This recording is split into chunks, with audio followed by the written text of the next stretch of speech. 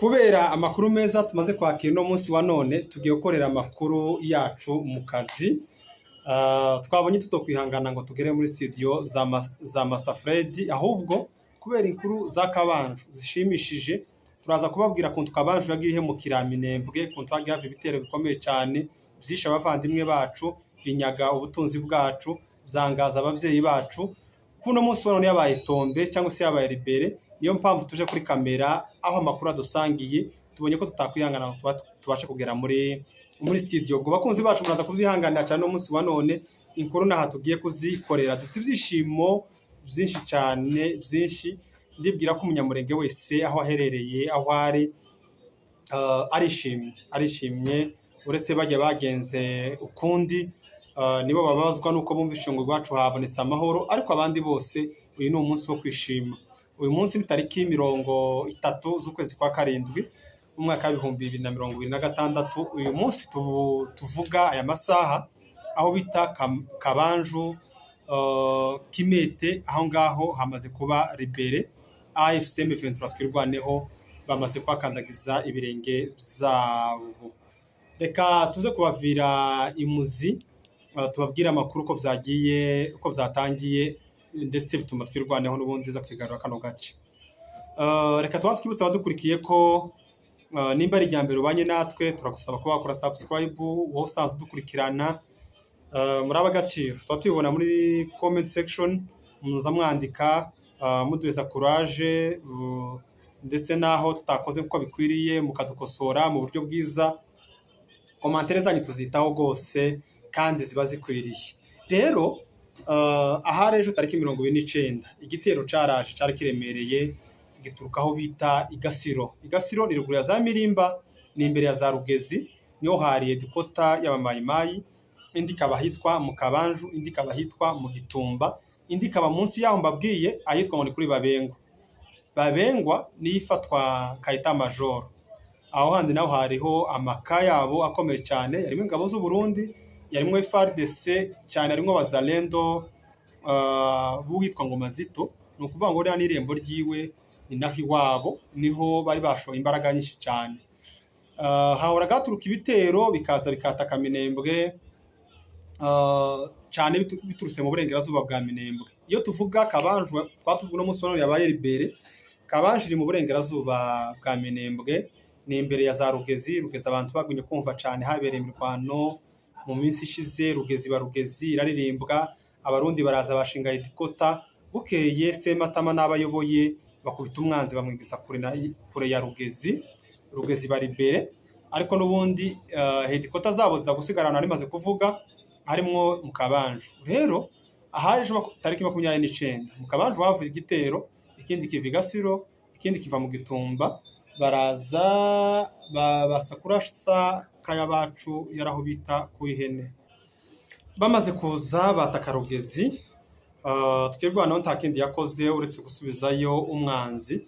Bamwigije inyuma ariko ntibamugeza kure, hafi no ku ihene niho twirwaneho yaje guhagararira ahari ejo, kuko bari batarabona iteko rivuye kwa generali. Generali yavuze ati adui mupige mumfikishe kwenye alitokeye.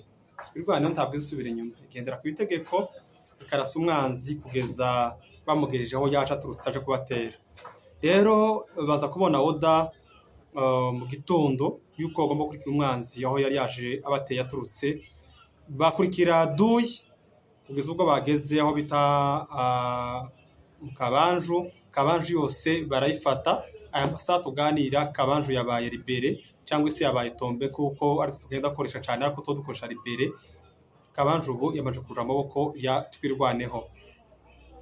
Icyo tureba Kabanju kuba yavuyemo bifitiye Minembwe inyungu zihe, nico cyane nanikene ko tuganira no munsi wa none. Ni ukuvuga Kabanju ni inzira mbi mu gihe umwanzi yobona imbaraga nyinshi cyane.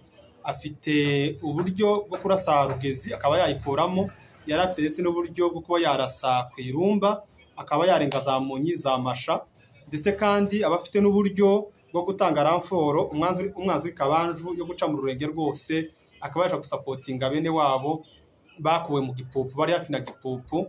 Ni ukuvuga ngo Kabanju kubivuyemo aho baraba bagabanyije imbaraga z'Abazalendo, bamwe bikonereza Mirimba, abandi basigare mu rurenge.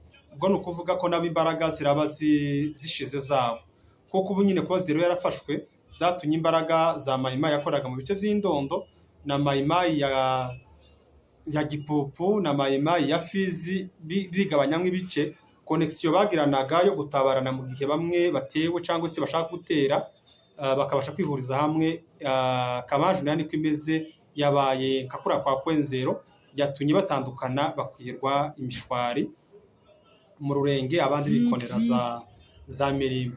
Kugeza ubu kuko tubikesha umuvugizi Twirwaneho Colonel Rugabo, yavuze ko Kabanju bidasubirwaho yamaze kuba libere, ndetse naho bita Kimete naho hamaze hose kuba libere. Aho hari amapozisiyo akomeye y'abazalendo n'abasirikare b'u Burundi. Rero nshuti nuko bimeze, twishime tunezerwe. Imurenge ababyeyi bacu bakomeje kubona amahoro, inka zigiye gusuhura z'ababyeyi bacu, zije za Rugezi ntaco zitinya, zije za Kabanju ko umwanzi yayivuyemo, izindi zimanuke za Rumba, amanuke munsi kwa Nyanzoge n'ahandi yagiye hatandukana, kuko ubu nyine umwanzi yamaze kwigizwayo. Rero nuko bimeze kugeza aya masaha, imurenge amahoro akomeje kugenda aganza. Tworangiza tutababwiye Minembwe uko bifashe. Minembwe irimo amahoro, ababyeyi ko barahinga, abandi bakaragira, abandi bakaja mu mirimo yabo, abacuruzi ko baracuruza. Ni ukuvuga ko ubu nyine ubuzima butagenda bugaruka. Ibicuruzwa, isabune, imyunyu, isukari, ubu nyine birahari ku bwinshi cyane. Imyenda, inkweto, ibyo byose birahari, nubwo bikiri ku biciro byo hejuru, ariko kandi bimaze kuboneka, bitandukanye no mu minsi ishize. Mu minsi ishize byari bihenze, ibyari bihari byari bihenze, ndetse hari bimwe bitanabonekaga n'ubwo abishaka kutabasha kubibona. Ariko kuri none ubuzima bwataye bugenda bugaruka. Twavuga ko ari 100%, ariko 90% Minembwe ubu n'abataye gusa n'abandi bakongomani batuye muri Kongo. Ibi byose tukaba tubikesha Twirwaneho, ndetse n'umukuru w'ingabo ari we Sultani Makenga ku bufatanye na Sematama. Tukaba tubashimiye mwebwe mwemeye kubana natwe. Nimba ari irya mbere, kora subscribe.